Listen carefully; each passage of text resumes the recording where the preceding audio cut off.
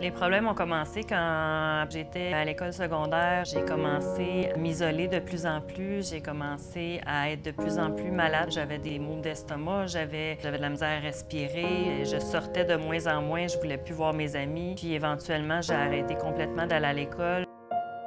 Quand j'ai arrêté l'école, à quelques reprises, ma mère a dû appeler l'ambulance parce que là, j'avais de la misère à respirer. Je pensais que j'étais en train de mourir. Donc, j'ai été hospitalisée pendant 1 an et demi en psychiatrie à Montréal.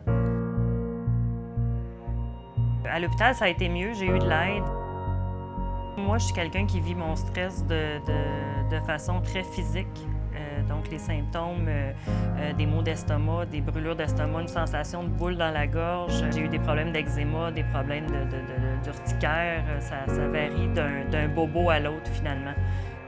La douleur physique, à un moment donné, la douleur psychologique est tellement intense que la douleur physique venait comme enlever un peu de détresse au niveau psychologique. Parce que la douleur psychologique, ça se voit pas. La douleur physique, ça se voit.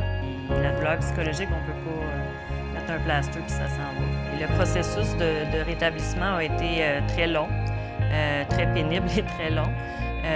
C'est vraiment des petits pas à chaque jour. Ça a commencé juste de sortir de ma chambre, de sortir dehors, d'aller jusqu'au coin de la rue, d'aller reprendre l'autobus, puis d'être accompagnée là-dedans. C'est ça, la stigmatisation, dans le fond, c'est que les gens vont dire « elle est paresseuse ». C'est comme si c'est tout le temps de ma faute. Puis tu sais, la culpabilité qui vient avec ça. C'est important pour moi de me respecter, de voir les signes quand je commence à être malade physiquement. C'est souvent relié parce que mon taux de stress est trop élevé. Puis il faut que je m'en occupe parce que ça va juste empirer si je m'en occupe pas. Fait que c'est de prendre le temps d'arrêter, de me reposer. Pour moi, c'est super important de m'impliquer au niveau de la santé mentale dans la communauté parce que je sais qu'est-ce que c'est. J'ai vécu, je sais que j'ai beaucoup de choses que je peux partager qui vont aider d'autres personnes à passer à travers des problématiques en santé mentale.